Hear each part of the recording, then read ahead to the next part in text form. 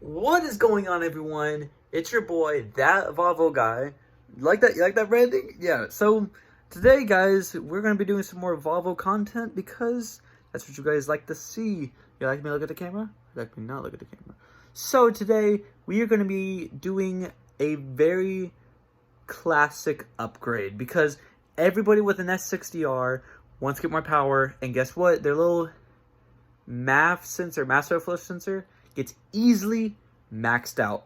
So in this video, we're going to show you how to fix that issue and also some other bonus stuff. This video is going to be a little longer. It's not going to be long on your side because you're watching a video.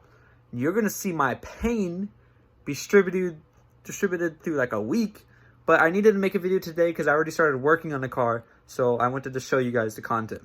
So let's get out of this weird intro crap and get to the straight video. So we're in the bedroom because that's where most videos are made. That's where the good content is made. So as you can see, I've already started working on this because I wanted to show you guys what I've done. So, I'll leave a link to the eBay listing. I bought this mass airflow sensor from. Is this the right one? Yeah. This is an Audi A4 MAF sensor. And you can actually buy a full assembly from Swedish Speed or Viva Performance. I don't know which one. But you can buy a full assembly with the housing for Volvo with the right plug for 200 bucks. You don't want to spend 200 bucks. I bet you nobody wants to spend 200 bucks for a MAF sensor, bro. Like, it's 150 bucks to replace one, but it's not worth it. 200 bucks to upgrade it if you don't need to replace it. It's not worth it. And if you can DIY it and make it just as good, then it's worth it. It's 100% worth it. So I'm going to show you my step-by-step process, what to do. And I'm going to link everything in the description on the parts you need, or not the parts, but the stuff, the eBay listings. Don't know how long they're going to stay up. So if the listings are not there anymore, then it's eBay just being eBay. So here is, for example, a stock, or this is actually a Bosch.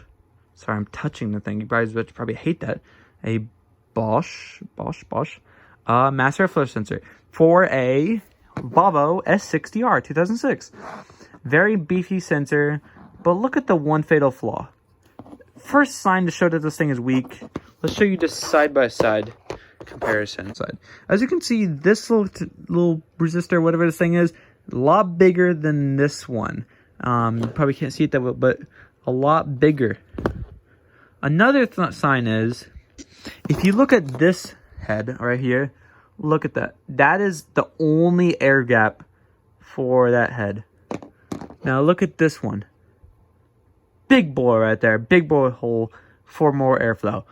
And, yeah, so this sensor was $30 on eBay, and it's the nicer one, not the cheap ones. Don't get the dirt cheap ones. I'm telling you, this is an eBay special sensor, but it's not bottom of the barrel cheap. You don't want to cheap out too much. This point is to save money, but it's not mean to save every dollar. You can do this with only 20 bucks, but how well is it? So as you can tell, the connector is a lot different than this connector. And don't think you can just jam the connector. And don't try to depin it and wrap tape around it and jerry rig it. Buy the correct sensor. So this is what I bought. It's a $3 connector piece for the Audi A4 sensors. As you can tell, I already depinned it. And I actually depinned it with little clip right here. I got a depinning kit coming through the mail. Hasn't come in yet. You will have to buy one of them. Very cheap, $10. You get like 59 things on eBay. You can get them on Amazon too. So just depin it, disconnects in there, and you just put the pins into it. It's very simple process. A 4-year-old could do it. So about getting the bolts out, because these two bolts hold the sensor into the housing, because you're going to want to do that. The way I got them out was actually just used a wrench. You just grab around it and turn it. Because they are actually very loose in there. It's a sensor bolt. It's not going to be wrenched down. So don't bother trying to buy some specialty tools to get these out. Don't bother with that stuff. It's a waste of money, and you could just get it out by doing that. So yeah, you get this sensor, you feed the wires in, and yeah, I'm not going to bore you guys too much about it. This is day 1 of working on this, and I've been kind of holding back and working on it because I haven't got all the parts. So this is day 1, old sensor, and with the new, it's going to be awesome. So, and hopefully this works out very smoothly. I'm just crossing my fingers this video doesn't turn into a troubleshooting video, but yeah. And if you guys want to also subscribe to the channel, it helps us get closer to building our dream rally car. We don't know what car we're going to use, probably Toyota Crusader or whatever, but we're still deciding. But that's future plans, and this new channel has been developed towards getting our future car for rally racing. So that's the whole point of this channel. So we are the Volvo guys, that Volvo guy, that's our new channel. And we're going to continue to post on this channel every weekend. And if we don't post every weekend, it's going to be like once every week. So new content for you guys all the time. So into part 2, I guess. Okay, guys, day 2, or it's not really day 2.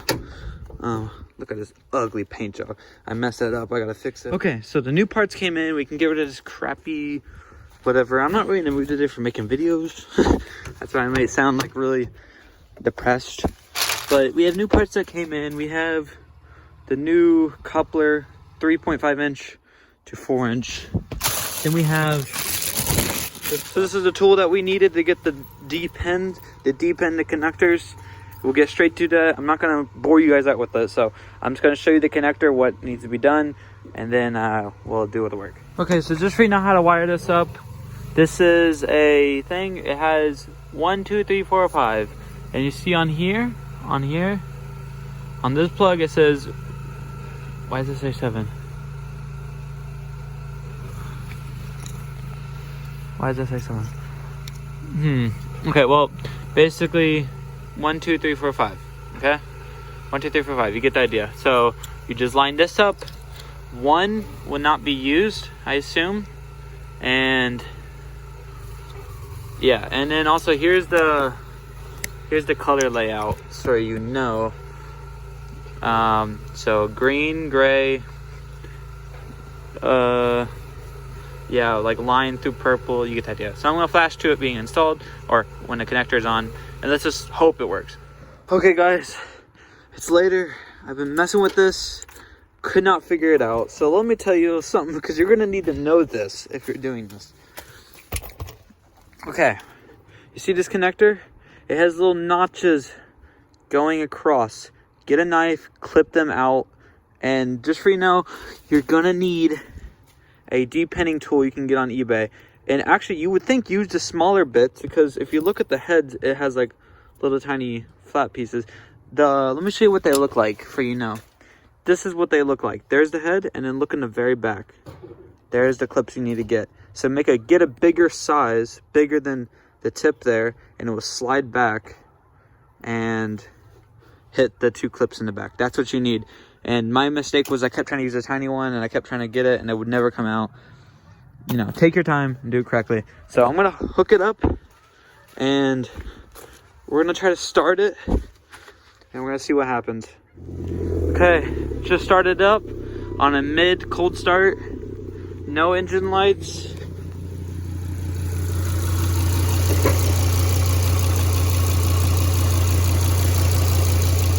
That's installed. No engine lights, nothing.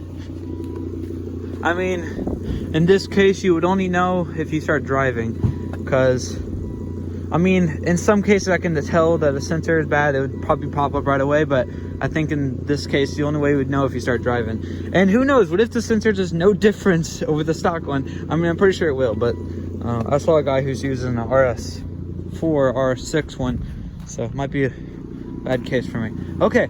Before it turns dark, we're gonna install the new piping and hope the thing does not blow up, because if the sensor malfunctions or it reads wrong, it could be bad. But let's, you know, just cross our fingers, because I think it's fine. It's just a sensor, but it makes a big difference. Okay, jump into the piping. Okay guys, got it installed. It looks a little weird right now because I gotta reposition everything. This pipe is actually probably gonna be turned around, but there it is, guys. The intake. Big old intake pipe for this Volvo. There will be an air filter on it soon. This is just because I don't have an air filter for it right now. So everything will be sorted out soon. So yeah, this is what it looks like. Pretty big pipe, bro. Here we go, man, because hopefully this doesn't get any dirt in there. And also, we removed the air duct thingy, which I was originally going to use, but measurements did not add up. So let's see what it sounds like on a cold, or not really a cold start, it's a warm start, but let's hear what it sounds like. Actually, I'll make a video tomorrow about driving it if it doesn't snow too hard tonight, and then I can show you guys. But right now we're just going to show you what it looks like, and I'll probably make a part 2, which will be driving and using and any problems I come up with. Well, that's the end of this video. Thank you for watching that Volvo guy, and it's kind of an exhausting video because I had to rush at the end, but this is what it looks like. Would I recommend doing this? I would say no. Run an air filter all the time. This is just purely just because I'm crazy and out of my mind and I want to modify and do weird, like some reason I see a turbo car and I just want to put a 4-inch pipe on it because it's more sound, right? More turbo sounds. Probably gonna hurt my turbo doing this because I bet a leaf is gonna soak up in there. Boom, turbo gone. But that's the end of this video, guys, and I guess see you guys in the next one.